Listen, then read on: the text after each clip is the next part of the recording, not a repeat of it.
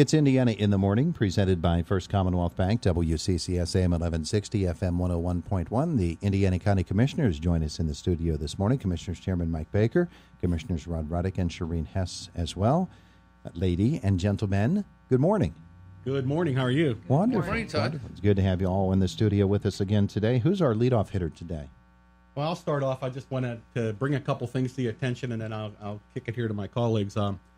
A lot of things have been going on, and I don't even think we got a chance to come on last month because we were so busy with some things. But a lot of things have transpired. A couple things I just want to highlight. On the 4th of January, I had the opportunity to join some of our emergency management personnel, and we went to Columbus, Ohio. And we did a final inspection, and we took delivery of the county's new 911 mobile command center vehicle. And it replaces the old command center bus that we used to have that had over 650,000 miles on it before we finally had to retire it from service. But this new command center is capable of taking the entire operations of our 911 dispatch center on the road in the event that our primary site gets disabled by some natural or maybe a man-made incident. It can also be used at the scene of a long-term disaster to augment the operations of the 911 center. We have room in that vehicle for, I believe, 6 911 dispatch personnel. We have state-of-the-art communications equipment aboard, satellite capabilities, and we have visible light and infrared light-mounted cameras. Just to give you some idea of its size and scope, it's about 40 feet long, has a 10-cylinder engine, 12-kilowatt generator on board, totally outfitted with the best equipment that we could possibly have. And the money to buy that was generated from the fees on the wireless cell phone fees.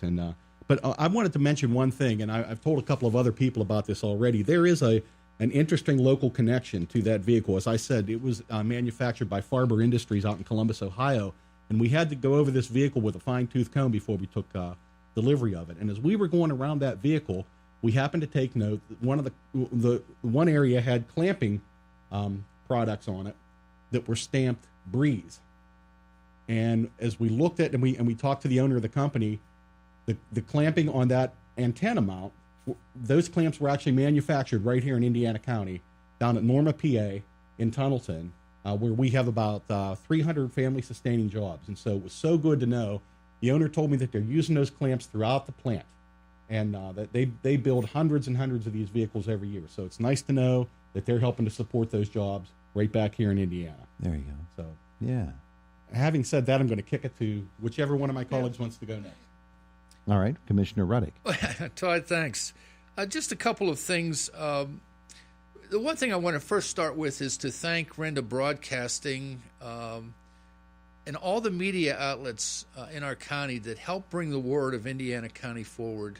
It's really one of the only means we really have of getting communication out. And I know that Mike is going to speak a little bit about rural broadband, which we've been talking about for a number of years. But I want to say thanks to you and thanks to Josh that comes to our meetings. And I want to link that in also to say thanks to the written piece of our media, and that is the Indiana Gazette for covering our meetings, as well as a Tribune Review out of Blairsville. But Randy Wells, who has been covering our meetings for years, retired. And sometimes we forget to say thanks to those in our media circuit that have given so much time to make sure Indiana is informed. So I want to thank you, Renda Broadcasting, and the Gazette, and thank Randy Wells for his time of service to Indiana County. Well, we appreciate that very much. And Randy, we wish him the best. And I thought that he should have asked all of Indiana County's permission before he was allowed to retire. For sure. We don't get that vote, do we? Yeah, no. The other item of interest, we're in the process right now of going to Harrisburg to announce the priorities for Indiana County and actually the state through the County Commissioners Association. And these priorities are somewhat critical because they are really legislative priorities for 2018. And what they do is they emphasize the importance and critical need to maintain a partnership with our legislative team so that we have a good service delivery program for the citizens of Indiana County. There are 7 priorities that have been identified. And I'm not going to go into detail on any one of these 7, but I think it would be good just to hear what those 7 might be. Human services funding is always a critical piece. That is one of the top 7. Preventing substance abuse and drug overdose, the opioid epidemic, which I think Indiana County has really assumed a very, very difficult role in that, and we'll be addressing that, I'm sure, in the future from a county perspective. Also, to maintain the shale gas impact fee. This is quite important because it has brought a number of dollars into our county, to our townships, borough, and to the county. Unfortunately, that shale impact has really decreased over the years, but still, it's an important piece of our revenue stream. Also, is to find alternative bed placement for inmates for our county jail who have mental illness. Right now, there's got to be a better way, and we have to figure out what that might be. Funding for our voting systems. People would be surprised how costly that is. And right now, I think we're about 10 years into the current machines that we're using in Indiana County. And we purchased, I think, a state-of-the-art 10 years ago that many other counties should have followed because we took the lead on it. But we have to look at a way to replace those at some point, and we're hoping that we can find some state or federal finances to help us through that cost. The other item is mandate reform. That's always been an issue, both from a congressional and legislative piece, but the last one I've saved because I think it's a critical piece, and that is one, and I'm able to chair the committee for the state on this, and that is bringing consideration to better funding for veteran services provided here in Pennsylvania. And I say that because what we're starting to realize is there's been a shortfall in funding. So we're going to work with our legislative team leaders to make sure that that is not a second thought in our community. It's a national. I've said this to my colleagues to present this. I said it's not a local problem. I said it's not a legislative problem. I said it's not a federal problem. What it is, it's an American problem. We've got to get America to realize our veterans are very special, and many of them need our support and help. And the finances aren't necessarily there for many of the programs that they need to be serviced in. So we got to work on that, but that's a priority of special importance to all of us. So I'll stop there. Thank you, Tony. That's wonderful, wonderful, and absolutely apropos. Commissioner Shireen Hess, good morning to you. Good morning and Happy New Year. And you. What's going on? I'm glad Commissioner Ruddock spoke about the legislative priorities. You know, commissioners themselves don't legislate, but we sure depend on that legislation to, as you say, deliver our programs. And we always have an eye on economic development. I'm glad to say our Sustainable Economic Development Task Force continues to look at diversifying the nature of jobs and economic opportunities for all of our citizens in Indiana County, and human services funding. To comment on that, I was at a domestic violence and sexual assault task force meeting the other day, and it's very, very clear that human services funding is so critical. We have continue to have the drug and alcohol problem. We have all sorts of problems with students and our young people, and the despair that they're feeling. Our children and youth services continue to get more and more inquiries. Our Alice Paul House seeing increased usage.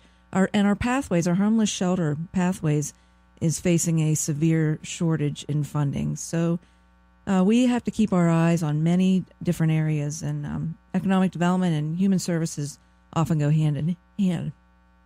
And I know that there are many different efforts undertaken to sort of plug the gap, help with the shortfalls. The United Way of Indiana County, in the midst of their campaign, the various other charitable drives that are there, the simple appeal to folks to support these organizations, but it has to be tremendously stressful on the people who are serving in those capacities. Yeah, that's a good point. To not know whether or not they're going to be able to open their doors 6 months from now, or even next month, and that burden falls upon all of us, and I know that you as commissioners share in that stress. It does. Those folks see a trauma on a daily basis almost, and then they have their own, as you say, concerns with whether they're going to be able to keep on doing their jobs that they really do care about. Yeah.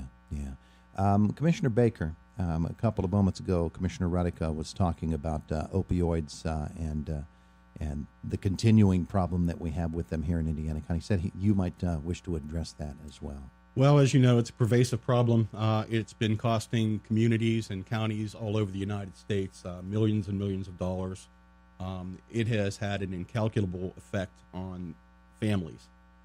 Those things we can never count that cost ever. And I know that I've spoken with some of our colleagues in other counties. They're all experiencing those same issues. We're overwhelming our medical facilities and our ambulance people and law enforcement and so on. And it's just something that I don't know if we're going to be able to resolve in our lifetime. It is that it's that deeply rooted in the fabric of the nation right now. And I will tell you, without saying too much else, that I don't think that was entirely accidental.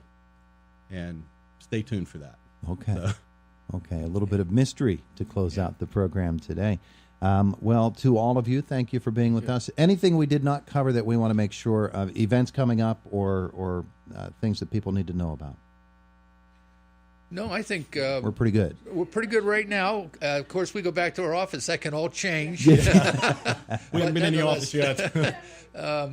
But I'm on my way out to a conservation district meeting at 9 o'clock. I'm a little bit late right now, but that meeting is quite important because we're very, very thankful to some dollars that we received from the legislature for a priority of Indiana County, and thanks to Senator White and Representative Dave Reed for getting a amount of money that we can consider to help identify a location for our conservation district. Right now, we're renting a location that's really impeding some economic development in Indiana County, and they need to relocate. So I think we have an idea how to move forward. We're excited about that. Yeah, and I know that last week, of course, the broadband initiative continues here in Indiana County, and doing your best to try to get those services out to people that are underserved or not served at all in broadband. And as Commissioner Ruddick said, that's not just a local problem. That is everywhere.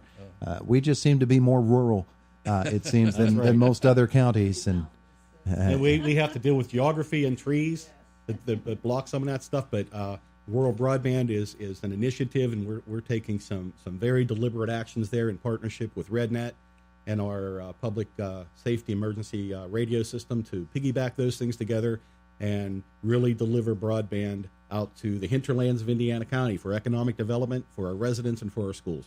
That's where I live, out in hinterland, Indiana County, PA. All right. Thank you all. We appreciate it. It is Indiana in the Morning, presented by First Commonwealth Bank here on WCCS AM 1160, FM 101.1.